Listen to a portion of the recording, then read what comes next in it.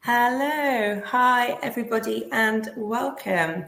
As you know, I'm Carly Stevens from the main group and we are delighted to be joined by a very special guest, David Roylance from Speak to Shine. Hello, David. Hello, it's lovely to be here. Thanks for inviting me into your webinar room. We are really pleased to have you here, David. And it's been a really popular topic today. So we're looking forward to getting into it. Just whilst everyone's arriving in the room, I'll just do a little bit of housekeeping and say that we're going to be running for about an hour till probably about 1 p.m. and that we do have a chat function. And we love to keep these things interactive. So if anyone has any questions as we go along, please do pop your questions in the chat and I'll put them to David and we'll try and get through as many as we can within the hour. So David, as I say, we're really delighted to have you here today. Everybody, David is a huge women's advocate.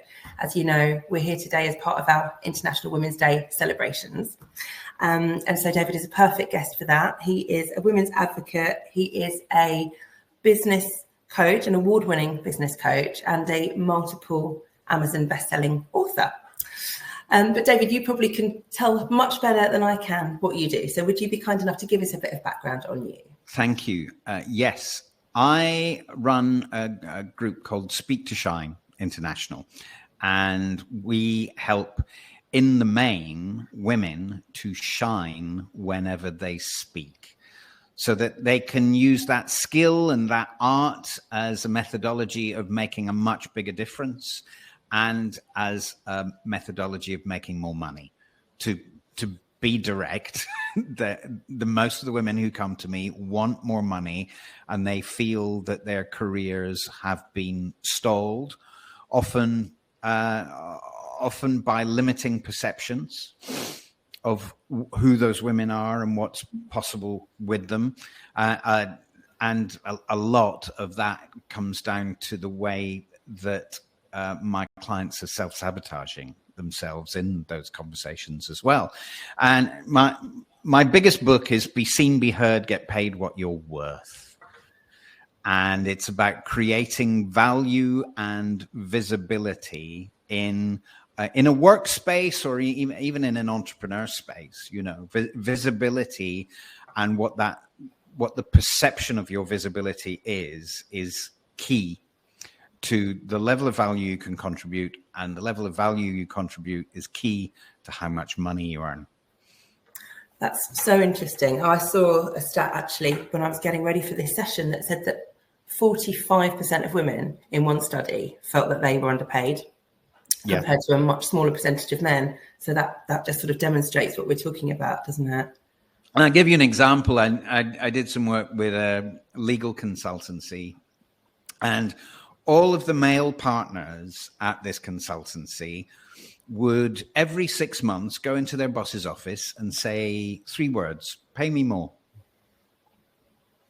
And whether they got more money or not, they go, oh, okay, leave the office, come back 6 months later, go, pay me more. Mm-hmm. And all the female partners at the same firm, all of them went, I couldn't do that.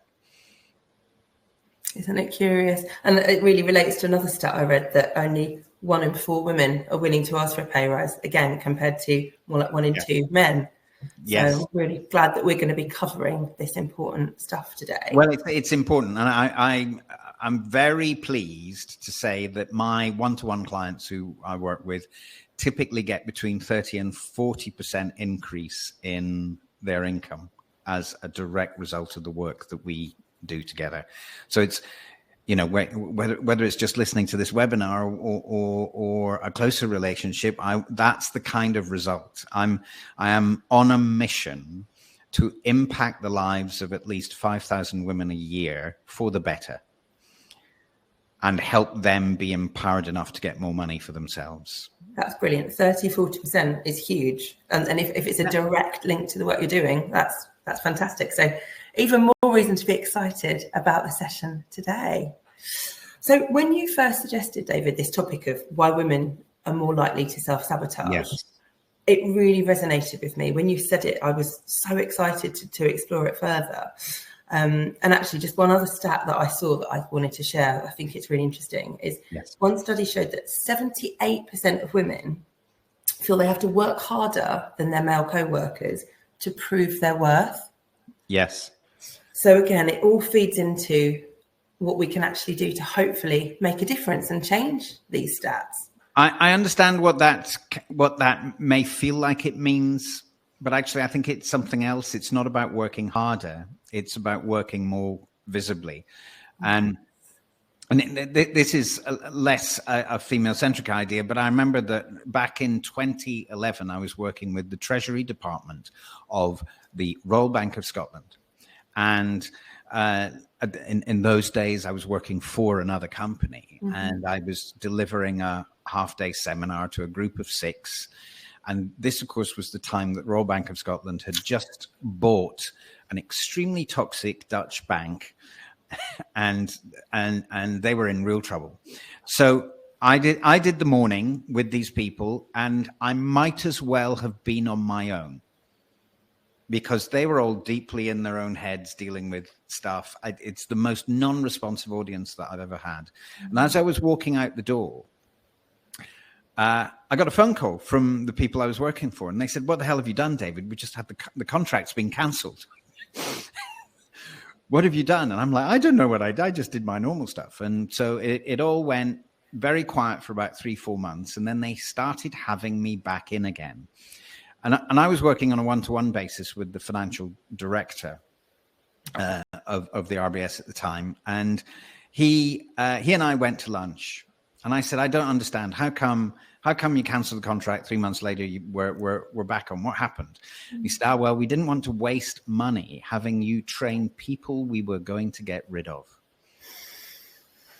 And he said, "We've culled," lovely word, "we've culled a third of the company," he said, exact words.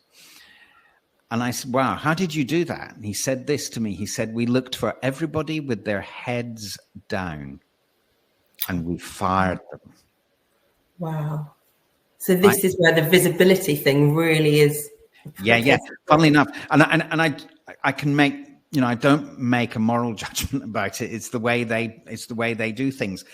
If you were going, "Hello, everyone, look at me, I'm over here, and look how good I am," you were rewarded. And if you tried to look like, the presumption they make, if you're trying to sort of keep your head down and look like you're working hard, is you're trying to hide. That's the presumption that they made. Yeah. And I can't imagine they were the only people, in large corporate organizations who think the same way. I always say to my clients who are employees that your bosses, the people who are in charge of how much money you earn, are looking down at every single employee, and they're thinking, "How much does that person cost me?" Or they're thinking, "Wow, what a lot I get." So it's one or the other. It's one or the other. Now, and so often the journey is from the perception at one end to the other end, because when an employer is thinking, "Wow, what a lot I get," when you go in the room and say, "Can I have more money?" they go, "Yeah, it's a no-brainer, of course, because look, you're massively an investment." Yeah. They don't want to lose you, and that you're important to them at that point. Yes. Yeah. Interesting, actually. David, we've had a question already from Gail. She's referring to that you talked about 30 to 40% increase. And her question is, was that increase at the same company, or do they need to move jobs? They don't need to move jobs. It can be either. So I have been working recently with a lady from one of the big banks in Canary Wharf, and she's got a 30% pay rise and a new position in the same bank. They offered her 20%, and I showed her how to say, "No, that will not do. I want 30. And they went quiet for about a week, and then they came back and went, "Sure, no problem." I have a client who moved to a different company who is getting a 40% cash bonus every Christmas. That's not in any way related to performance. It's a guaranteed bonus. Wow. So Well, we are very excited to hear some of your words of wisdom, David, because this is really, really interesting stats and increases that we're talking about here. So I suppose the first question is, why are women more likely to self-sabotage? If I can start by going into the biology, if you like, the physiology of it, I've done a lot of work with around a lady named Catherine Benziger. And Catherine Benziger, she created this idea that there are 4 different quadrants of the brain. So the brain is divided into 4 different areas that accomplish different things. And so logic sits at the front on the left-hand side of the brain, and the ability to be insightful or visualize or connect sits at the top, the frontal right part of the brain. This, by the way, is the area of the brain by which I can go, oh, that's Carly. I know Carly because we met at the PA show and blah, blah, blah. And this she's with the main group. I can do all of that sort of connection here. Mm-hmm. The back of the brain, basal right, is the emotional center of the brain. And basal left is the mechanical side of the brain. So it's the side of the brain that's in charge of stuff that you do without having to think about it. Mm-hmm. Right? So imagine you have to use the frontal lobe of the brain to learn how to drive, but as soon as you can drive, it moves to the mechanical basal left side of the brain. Now, the reason I'm telling you all this is that there are neural pathways in the brain that connect everything except diagonally. Okay. So and everybody has an area of the brain that they are most comfortable working with. As we grow into adulthood, we start using other quadrants of the brain, but there are no neural pathways diagonally, which means that if you're most comfortable in logic, you're going to really struggle with recognizing emotions. Mm-hmm. Now, you have a lot of men who are extremely logical sitting in the C-suite of large organizations who, when a woman comes into the room and expresses an emotion in the room, they'll go, I know that that's an emotion, but I don't know which one. So I would much rather it's not here. So they can't recognize it, so they don't want to deal with it. Yeah, exactly. Because it's so out of comfort zone for them. Mm. So they use that as an excuse to be dismissive. Does that make sense? Yes, that's so interesting. Now, the other thing that happens for women at puberty is there's a whole bunch of neural pathways that grow into the emotional center of the brain that do not grow for the majority of men. And they're designed so that emotions are felt significantly more keenly. And the biology behind this is essentially that's there for the first year of a baby's life.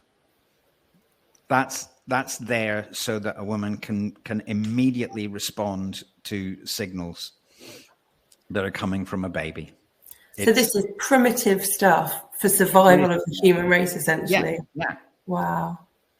So often, because the back of the brain, the earliest part of the brain to grow is what's known as the hypothalamus. It's the first part of the brain to grow when a fetus is growing, which is why and it's the unconscious mind. It's the bit that has the most power to cause a self-sabotage, because it has the power to make you avoid doing anything that it has decided is dangerous.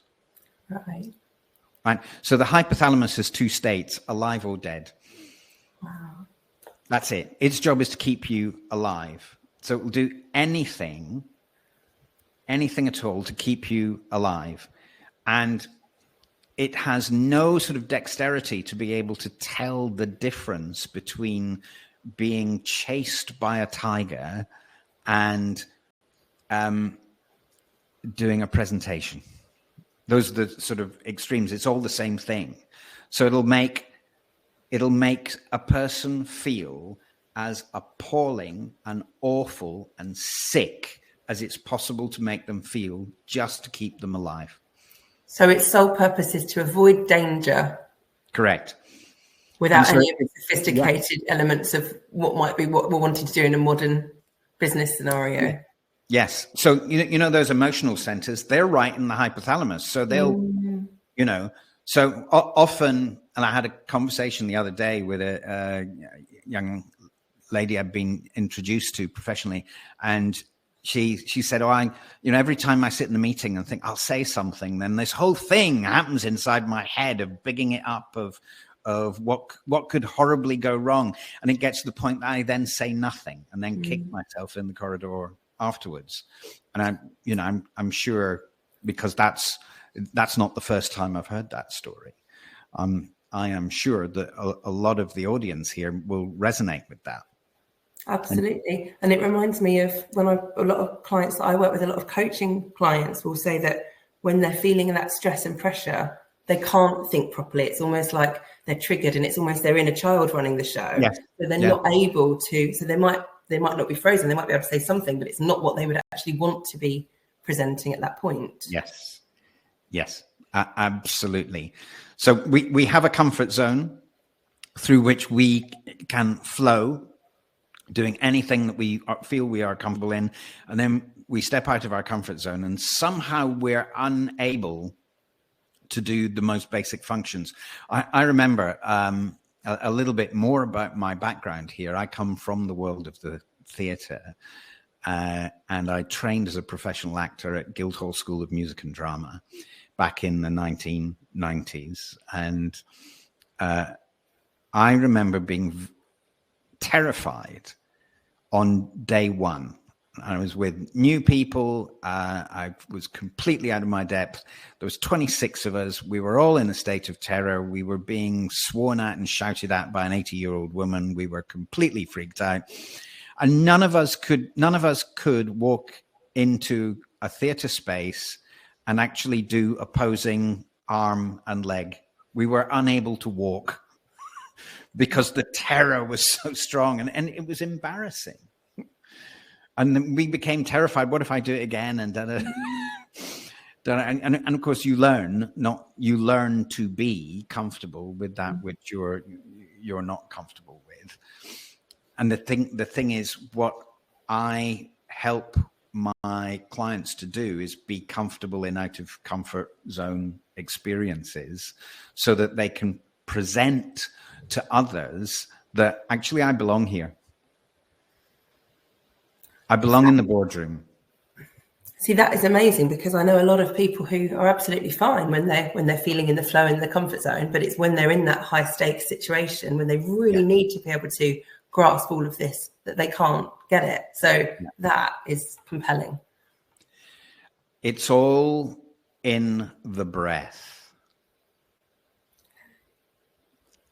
because the breath defines what's going on with your heart. And your heart defines how much that hypothalamus is in charge of what's going on with you physically, mentally, and emotionally. Because what the hypothalamus does when it's alive, it goes, oh, danger, is it takes all of the oxygen from the frontal lobe of the brain, where your really clever thinking happens, and it sucks it right to the very back, and it holds it there because it thinks, David needs to run really quickly. Mm-hmm. And then it'll hold it there until it senses you're out of danger. All of the signals come from the heart. So it's controllable from a physical sense. It's the easiest way to do it is to focus on working on your breath, so that you can breathe, so that you can have access to the full brain when you're in those situations. So breath work is key to overcoming this. Yes. Wow. Okay. So how does that work then? What would be a practical example of that?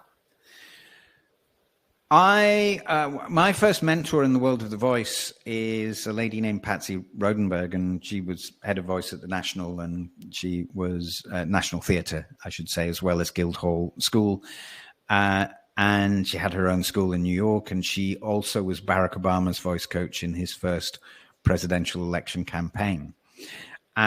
So a lot of the work she taught me is how I help these 5,000 women a year who I connect with. So we have 3 different states that we can operate in. Patsy calls them circles of concentration. I think of them more as circles of energy that we can either project outward or inward in the world. And the shorthand for these are the first circle of energy is what I call the introvert state, the desire to be invisible. If you like, the head down state. Please don't look at me. Because being looked at is dangerous, right? Because leaders get looked at, and leaders have to justify their choices. And the danger, of course, this goes all the way back to caveman and cavewoman days. If you stood up and went, "Hi, I know where the meat is," and it turned out you didn't, you're likely to die in the cold.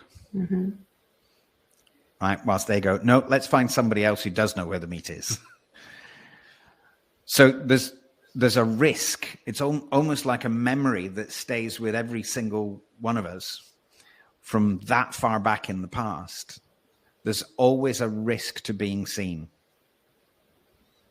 So we have to take that risk if we want to advance the level of contribution that we make, or if we want more money. That simple. We have to advance that. So the introvert state is stage number 1. And then there's a third state, which I call the convincing state, which is when people are really pushy. And then in the middle is what I call the second circle of energy. That's the state of presence. And it's a state of presence because you're present in your own body. And because you're present in yourself, you then have presence for other people. Yeah. So being a charismatic person is down to being in that state of presence for yourself. Because if you're in the first or the third space, everything's directed inward. It's all about you and your experience. Now, those first and third circles are stress defaults. And we know from the social science that the first circle, the sort of disappear, please don't look at me circle, is more likely to be a female stress default. Okay. And the convincing, no, you've got to buy this. If anyone's been on receipt of a second-hand car salesman pushing why you absolutely have to have this, that's the third state. Neither of them are a state of confidence. And they're both very high heart rate. And therefore, high heart rate means shallow breath, means shallow, fast breath. And the only way to be present is to slow the breath down so the heart rate is down and have the breath drop right down into your stomach. Now, and that's when you can get into the circle of presence. That's when you get into the circle of presence. And that's when that's established, that's when we can start working on somebody's voice. Okay. Because if we're working on a voice that's still shallow, that's still coming from the chest, we're working on probably about a third of that which that person naturally has. So first of all, it's about the breathing, and then you can start the work on the voice itself. Yeah, absolutely. Wow. Okay. And it sounds like, when you described it, it sounds like the circle of presence is the only one of the 3 where people are really being their authentic self. Yes, that's correct. Yeah. It's like, if you start a car in first gear, you're going to stall. You've got to start the car in neutral. So the second circle is a neutral space that gives you both strength and flexibility. So if you're in second circle, it's really difficult to push you over because everything's working flexibly and can move, and you can deal with whatever's going on. If you're in a first circle state or a third circle state, you're really easy to topple. Can you physically test that? If you're yes. Absolutely. I test that a lot with my clients. Just see where are you at. I had a wonderful client who's now doing a lot in a political space, and at the time we worked together, she ran a telecoms company, and when she spoke from a stage for her company, the experience she had was so bad. She was ill, like physically sick, ill for 48 hours prior to doing any presentation. And she thought that was the norm. That's just what I have to deal with. So it meant that when she did present, she didn't have any energy at all for the presentation or for all the people who wanted to talk to her afterwards. She just needed to get away. So she couldn't leverage any of it. And then I remember that we had an afternoon together where I took her through the process and we guided her into second circle. She'd never in her life experienced it. She'd always been in third. Wow. And it was an absolute revelation, and it transformed how she did everything in her life. Because she went, wow, I can breathe. Yeah. It's life-changing, really, isn't it, what you're describing? Because I do think there is a huge number of people, particularly women, who just think that this discomfort is what you've got to go through and what you've got to accept in certain situations. Yes, and it's like a mask, isn't it? A mask of I'm fine when actually I'm not. And so when the mask is on, you cannot be authentically you at all. Yeah. You know, the third circle is pretty much, it's a mask. It's much more of a male stress default. But a lot of women in the corporate space have learned that because they've been reinventing themselves as what they think is necessary in that corporate space. Oh, okay, I have to be tough and masculine and put on this show rather than be authentically themselves. Thankfully, I think there's less of that going on these days. But it was definitely a thing that was going on, and it becomes quite divisive for women as well. Yeah.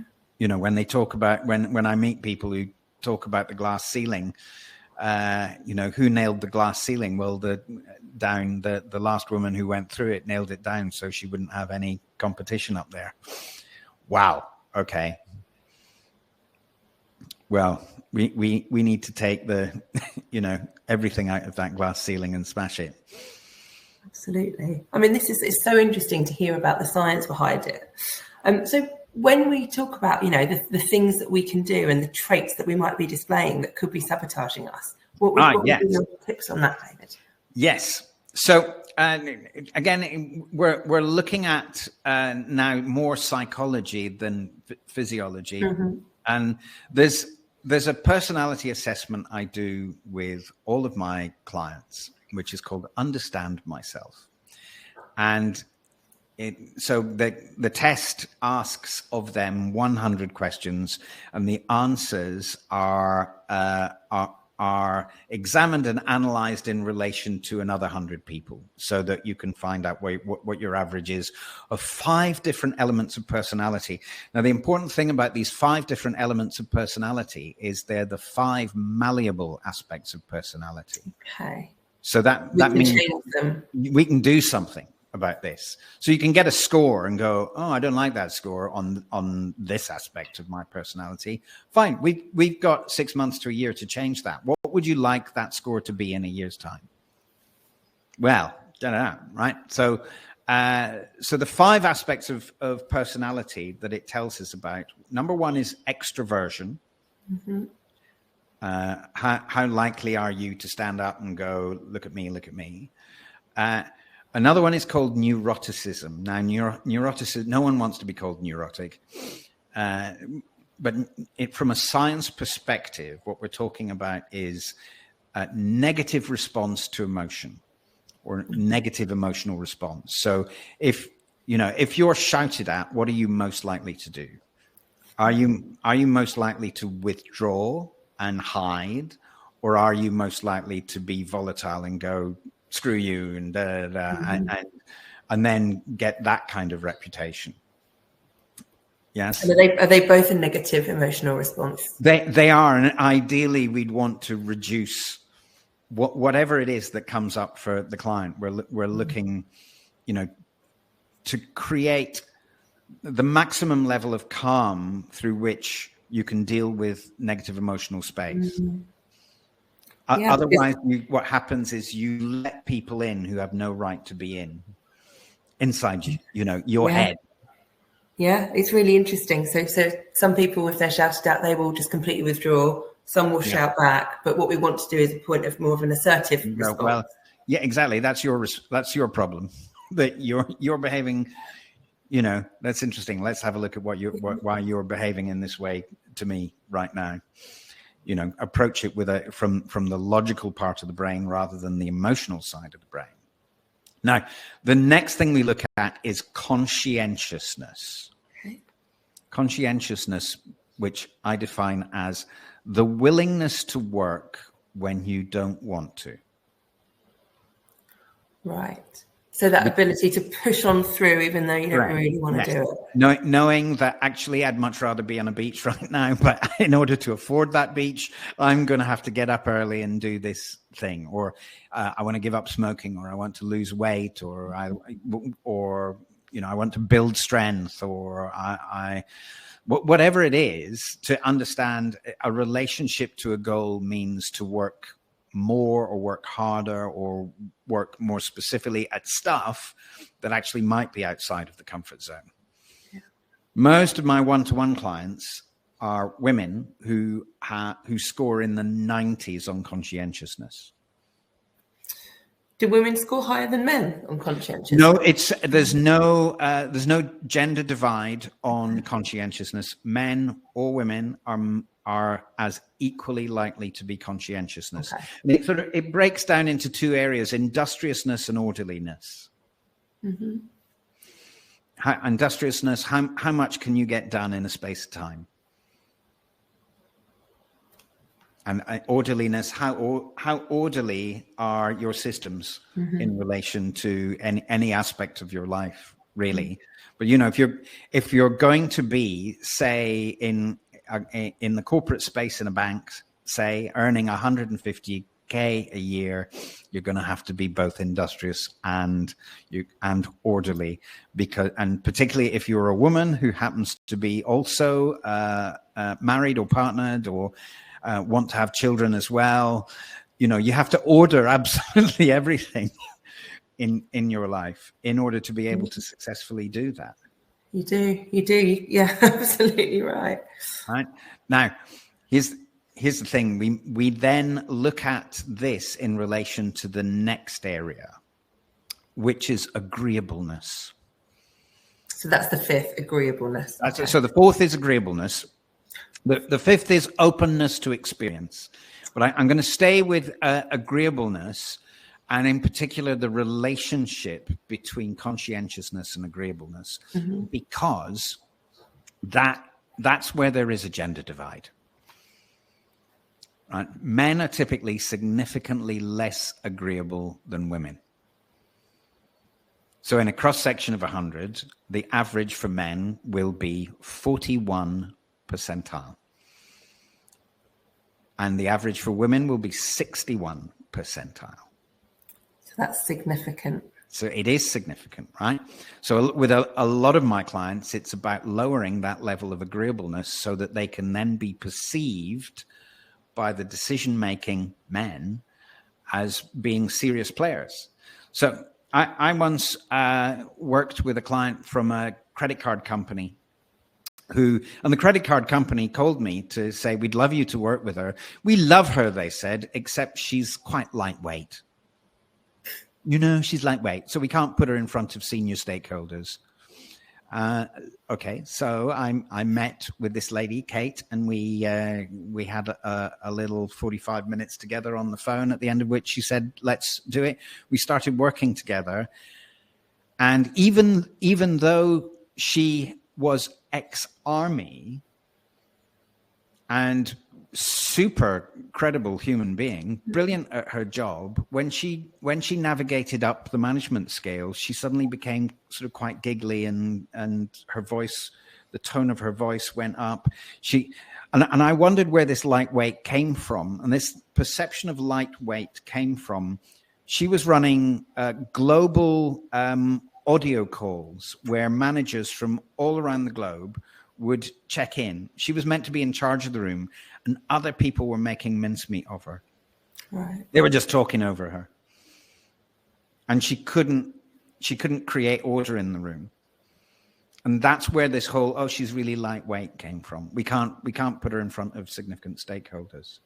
Okay, so let's lower the tonality that you use so that you can cut the other people off and take charge of that room. It took about 3-4 months to do. And then she was promoted to head of sales. So this was just all about lowering the actual tone of her voice. Yeah, because it was all, in the main, it was all about telephone conversations. So it's really about the voice. Right? They say in terms of creating impression, and it's, it happens really quickly, 23 seconds, according to Professor Alan Pease in his body language book that he helpfully calls the body language book. He says it takes 23 seconds to form an opinion that is then difficult to shift. Like really, you know, and at least 38% of that in a face-to-face situation will be tonality of voice. Interesting. It will be about whether that tonality fits with the words that are being used. And whether it's therefore authentic. Correct. Whether there's congruence in 55% is the physicality, is the non-verbal behavior. 38% is the vocal tonality. 7% is the words. And it's like, do the words match? Like, so the delivery is hugely important, but it also has to be congruent with the words that are being used. You must be congruent. So you've got to be authentic and congruent. I remember day one of my drama school, let's go back to that day when we were all so nervous. And there was one guy, bang, bang, bang, knock on the door, late, who came in the door and stood there going, sorry, I'm late. I did leave a message. That's interesting. Because all of us went, I don't think I like this guy. And we were stuck for 3 years together. It took about a year to get over that moment for him and for all of us, because none of that's congruent. He's saying the word sorry, but there's nothing in his vocal tonality. There's nothing in his physicality that suggests that he's sorry. So that then went in, and it was very hard to shift. Yeah, it's very hard to shift. And particularly if you're doing it over the phone as well, then although how you are physically also impacts your voice. Your physicality impacts your voice, but vocal tonality becomes much, much huger. So when you say how you are physically, could it be the position you're sitting or standing in? Yes. Well, have you ever had that thing where you're going to make a phone call and you think this is important, so I better stand? Yeah. Right. So people may have noticed that I'm standing as I talk to you because it makes it easier for me to access the fullness of the voice. It makes it easier for me to express myself fully, physically. It creates more of a sense of us all getting to know each other, just by virtue of you being able to see these hands and see more of it, right? Because like we're in webinar jam right now, but the unconscious mind doesn't know that. The unconscious mind is still searching for the signals that it would get if you and I and all these lovely people were all in the same room together. Yeah. So we're looking going, where's the rest of them? Yes. Interesting.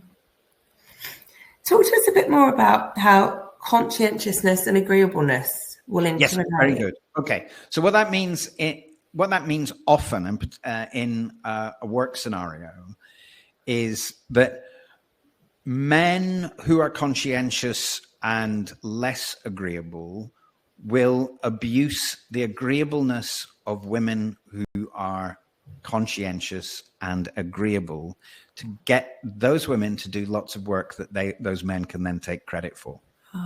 Because if I get this right, men and women are equally conscientious, yes. but we saw that women are more agreeable. So yes. this is they're where... more likely to say, sure, I'll take that off your hands. So this links into the self-sabotage thing then? Totally. Wow. Totally. Yes. So and often the self-sabotage is never saying no. Mm-hmm. And of thinking, if I say yes to more stuff, I'll be of more value. No. You'll just get used more. And you won't be moved because you're too valuable as the person who always says yes. So really, one of the tips would be for women to decrease their agreeableness. Totally. Yes. Now, we don't want like so disagreeable that nobody wants to talk to you, but just decrease it a little bit. Be a little less polite. Save politeness for the people who really deserve it. That's so interesting. It links actually. We're having a lot of conversations at the moment with people, a lot of them women, who realise that they're saying sorry too much. Yes. And it reminds me of that. And it's something that sometimes is quite innate, and feeling like we need to be very polite when actually there isn't a requirement to say sorry in that scenario, but it's being said anyway. Yes. Totally. And it kind of leads back to when we lived in caves, the men did the hunting and the women did the distributing. Right. Which is why female voices are more connected to the idea of equality. Mm-hmm. Because when women were doing the distributing back in the caves, it was all about, does everyone have enough? Mm-hmm. Does everyone have a fair share? And so a lot of that still stays. That's why that sort of connection to those ideas a desire for fairness. A desire for fairness, yes. In a world that often isn't, and in a kind of corporate space, most definitely isn't. Mm-hmm. And how, if we're going to try and notch down agreeableness a little bit without suddenly becoming very disagreeable, what are ways that we can do that? I would start by working on the voice. Mm-hmm. Let's presume that we've already got to a position where someone can be in a state of presence when they're out of their comfort zone. Mm-hmm. Then it's about having dexterity in the voice. And as a voice professional, I break the voice into 3 different areas that I call the warrior voice, which is the lower notes of the voice, the heart voice, which is the center of the voice, and the head voice, which are the higher notes. Right. So the lowest notes of the voice, the warrior voice, they're the notes of credibility and instruction. So when we give people instruction, we will do it in the warrior voice. What I want you to do is pick up this parcel, go down to the post office, come straight back, be here by 3, whatever it is. When we're delivering instruction, we'll naturally go down. And funnily enough, if we deliver instruction in a heart voice, then no one will hear us. And they won't take it as an instruction, because again, the unconscious mind is listening for tonality, for meaning. So if we're sort of asking someone to do something but really sounding like we're sort of checking with them, then that's going to be picked up on. So the heart voice is the voice of showing interest in other people and asking questions. Hey, Carly, how are you doing? Do come in. Would you like a cup of tea? What's going on with you? We'll go into that heart state, the center of the voice. And the highest notes, the head voice, the voice of enthusiasm. You know, if you want to, you want to get a group of people really highly emotionally engaged with something, then the head voice can be very useful. And most men will, when they get together on a, Friday or Saturday night in the bar, will immediately form like a domination hierarchy on the basis of how low can their voice go. Wow. In the world of the voice, I call it the low off. They'll have a little low off. And they'll immediately form a domination dynamic with each other. Who's number one? Who's number two? Who's number three? That's so interesting. And it's based on the lowness of their voices. Yep. That's simple. Wow. That's simple. And it's so subconsciously going on in most groups. No one's doing it consciously. Absolutely not. No one's going into a bar and going, right, I must find my place in the domination dynamic. But they'll do it subconsciously. Fascinating. And at the other end, at the higher end, if you've ever heard a group of women together on a Friday night with a large amount of alcohol in their systems, then the voice goes the other way. Often you'll get a kind of high off. Now, the thing is, and Margaret Thatcher is a perfect example of somebody she was the first British Prime Minister to work with a voice coach in order to lower her voice. She lowered her voice by close to an octave, which is almost unheard of. And she did it because in 1979, when she went into Downing Street as Prime Minister, she was one of 3% of Parliament that was female. And so that meant the entirety of her cabinet were male. And she was going in with a heart voice. And they would just she recognized that she had to make some changes. I've got to make some changes in order to deal with these men that are just doing whatever they blinking want. Yeah. And she did. So she lowered her voice. And then, that's where the Iron Lady comes from, that lowering of the voice. But boy, did those cabinet people do what they were told. And that voice won her an election at a time that she should have lost. This is incredible. So the power of the voice then is not to be underestimated.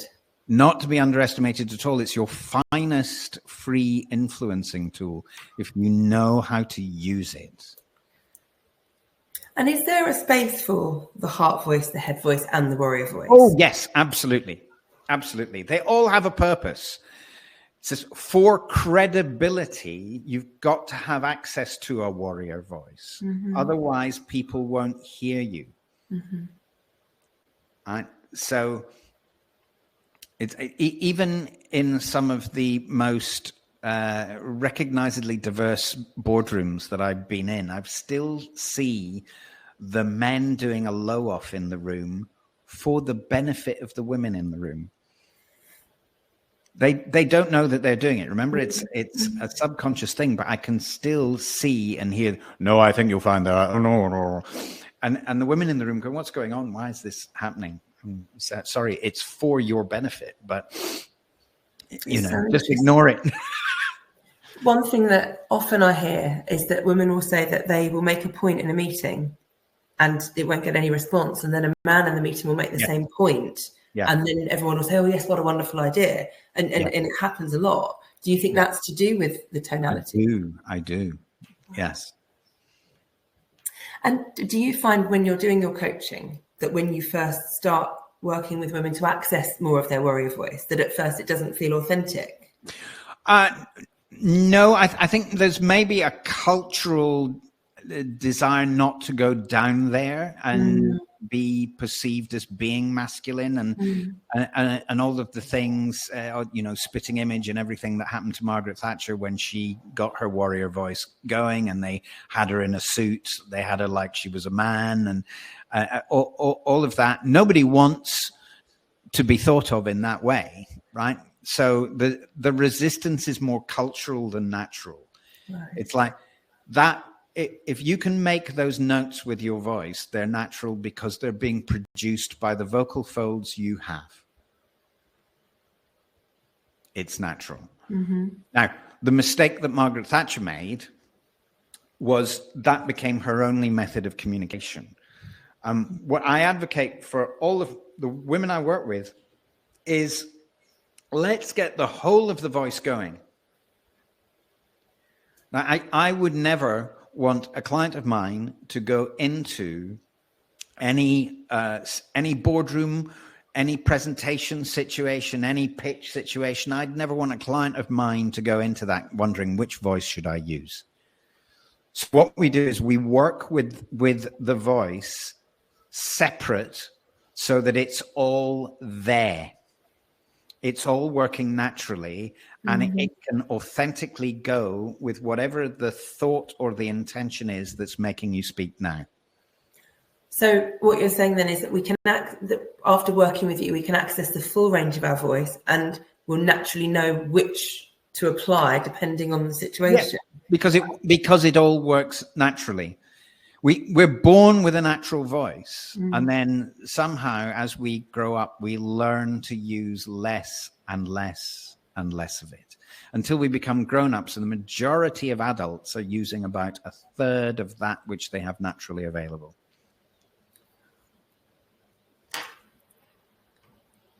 And there's so much power in having access to all of those notes. Yeah. And one of the most basic powers is the unconscious mind, again, of the listener is listening for tonal movement in order to know that they're safe listening to that person. So tonal movement indicates truth. It's why, if anyone in this room has ever been in a lecture that's being delivered by someone who is speaking on a monotone, right? How long does it take to disconnect from that speaker? How difficult is it to hear what they have to say? What's happening is your own unconscious mind is saying, this isn't safe. Don't listen. This isn't safe. So it's hard for you to follow because you're feeling uncomfortable. Yeah. Whilst listening. This is really interesting. We've had a question, David, actually from Helen, which is a really interesting question. She said that this is fascinating, and she's noticed that you've paused a few times. Yes. And is using that pause technique also something you recommend? Yes, because it's about breathing. The breath controls the pace at which you speak. So the breath also controls your heart rate. Right. And so often it's useful to take a breath in the middle of, you're speaking. Sometimes what will happen is people will rush to the end of a sentence and they'll lose their breath. Yeah. If they lose their breath, they lose their credibility. Yeah. I learned so much when I was training with Patsy Rodenberg, and Patsy's like the Globe's #1 Shakespeare expert. I'm working because Shakespeare is poetry, and Shakespeare tells you where to breathe in the poetry. You learn how to harness. I hear a lot of particularly modern actors not adhering to the poetry when they do Shakespeare these days, and the breath is all wrong, and I can't hear the meaning, and they're trying hard because they think it's difficult language. And it's like, actually, if you just breathe where you're told to breathe and just speak, it makes perfect sense. That's so interesting. So the pausing is linked to the regulating of the breath, which then gets you in the right range for the tonality. Yeah. So interesting. And it makes it easier to be heard as well. On that note, do you think that the speed that we speak at is another factor? Yes, very much so. And I know people who struggle to have credibility because they speak so fast, and like I say, it's related to how their heart is operating. Yeah, they're fast thinkers, and so they speak really fast. They also leave behind a lot of people who can't speak at that pace, or who can't take stuff in at that pace. Yeah. Because people need time to reflect when they're hearing something. Yes. So if you give the pauses, then they've got that time to reflect and digest what you're saying. Totally. We can only take things in when no one's speaking. The brain can't operate to make a decision about do I buy this or not? Do I buy into this? So we've covered so much. So we've got use of breath, pausing, slowing down, tonality. Yes. We're nearly at 1 o'clock, David. It's absolutely flown by. So before we close, and I know you want to make an invitation as well, is there anything else you think we should share before we move on to that? Anything we've missed? Well, the other thing to think about is what's the energy you bring into any space. And also, if a lot of your meetings happen virtually, what's the energy that you bring into a virtual space by virtue of being 2 dimensions? So we look at posture, voice, energy. So the breath and the voice and the energy that a person brings would be absolutely the first 3 places that we look at before we start considering about what is it you are saying, what is it you want to say. You know, all of that has to be in place. And of course, the quickest way to get the right kind of attention on you is to volunteer to speak or to run a meeting. And so getting yourself to that state where you can go confidently, right, I would like to run this meeting. And go, oh boy. So volunteering is part of it. Yeah. And knowing that you'll be prepared once you've got that position. Yeah. And then how you're perceived by people who are in that room who don't normally engage with you will change. And then it can be about your network. And then you're building influence.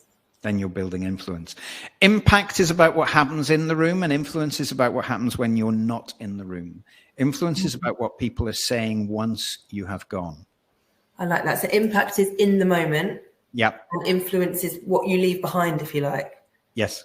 Yeah. So where are the rooms going, do you know who this would be perfect for? We should talk to Carly.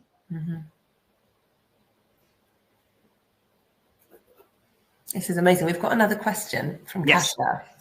So Kasia said she's fascinated by your ability to respond to question with a strong yes and no without a need to overcomplicate or overpopulate your answers. Can you share your tips and techniques to achieve this? That's a great question. Thank you for that question. It's all in the breath. Still, I come right back to it's all in the breath. Breathing allows you to think clearly. And if you're in a state of presence and you breathe, and if you're thinking whilst you're breathing, typically when the eyes go up, if your eyes go up, you're going into what I call the visual plane of thinking. And so I can hold that plane in a pause. As long as I look present and connected, I'm not going to be interrupted. And if I am interrupted, I can say, hang on, I want to be precise when I answer. Precise and intentional. Yeah. This is absolutely fascinating. And I think, you know, David, you do converse and communicate in a very compelling way, but I imagine it doesn't happen overnight. Well, no, I've been at this for 30 plus years, and it took me 3 years to work on The Voice with Patsy Rodenberg, and then to move out of that into then a theatre career, now a coaching career. So it's been consistent development of putting ideas together to get to where we are. The good news is, though, that change can happen really quickly if someone is committed to their own change. Mm-hmm. My thing is, you can be highly influential if you are doing stuff for the benefit of other people. You can be highly manipulative if you do it for the benefit of yourself. Now, I go back to one of the first things I said, which is around my book, that actually you have to create more value in order to get paid more. If your employers are looking down at you going, wow, what a lot I get, that's because you're creating more value. Right? So then that's the journey of how can I benefit these people? How can I benefit this organization with my skill and my craft? And if I focus my energy on that, then getting paid more is a bonus that comes in my direction. And often people who focus on getting paid more don't get paid more because their energy is inward rather than outward. So we're looking for a win-win scenario, which you will then benefit from. Correct. This is brilliant. So we've had Lorraine say she's actually got to leave because she's got another meeting, but she's found it fascinating. So before we lose anyone else, should we talk about our exciting co-venture thing? Yes, let's do that. So Carly, you and I are doing something together. It's a co-production between Speak to Shine and the main group. And you know, my private clients pay $25,000 to work with me. But we thought, let's put something together that would give people in a group environment the same experience that a client might get for spending that kind of money, right? So we've come up with a 6-month program, which is called the Influencer Toolkit. So it's everything that you would need to be able to be highly influential, whatever your domain is, whether you're in, you know, whether you're an EA or a PA or you're head of HR or you're already sitting on the board or the next step is for you sitting on the board, or whether you're here in this room and you run your own company and you're want to take your company to the next level. And the idea is that we move through that process together over the next 6 months. Now, I'm looking at the date that we start being April 25th, and it will be 6 sessions plus some associated coaching. 3 of those sessions will be face-to-face in London, a venue that Carly and I will find together, and 3 of those sessions will be done in a Zoom room. And what we're going to do is we're going to focus on the posture, voice, energy first. We're going to take the stuff that we've been talking about today and go deep and actually practically do stuff whilst we're all together in the room. The voice exercises, the breath work, the energetic work, we will all do it together in a room together. Then once that is sorted, we'll start working on what is it you want to say and what's the value that you want to deliver. How can you be highly impactful in a way that you want them to see and experience you? Then how do you do difficult conversations, particularly difficult conversations up a management chain? Then how do you build a network of influence? And how do you become that person who, when you're not in the room, everyone's saying exactly the right things about you? And we'll be creating ways that you can articulate yourselves in a public situation and asking you to volunteer and step out of your comfort zone and have a go at stuff. Because in the last session, as we end this, what we thought we'd do is a little bit of a theatrical experience and actually get you all to present to each other what your new sense and level of value is. So we might find a nice space that we can do that. This is the least expensive way I can do this, everybody. We can do this at £360 a month for 6 months. So it's a total of £2,160, and that's the price including VAT, because I'm imagining most of you in this room are not paying VAT, but unfortunately I have to charge it.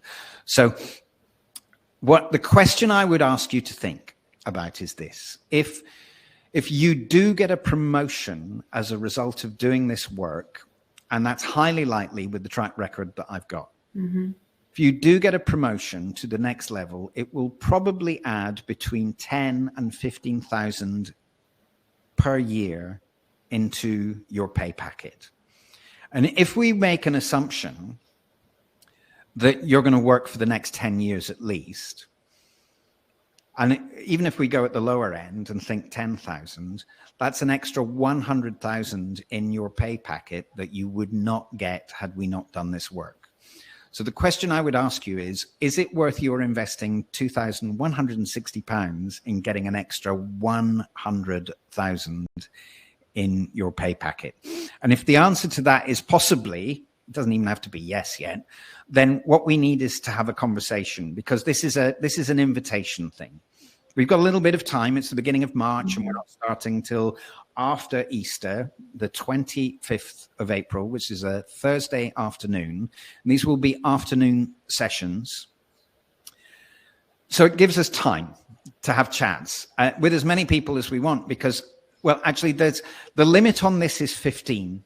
It's a maximum of 15 people. If I have a maximum of 15 people in the room, I can absolutely guarantee that everyone in the room gets something unique for them, and we can chart a journey of influence for everyone in that room over a 6-month period.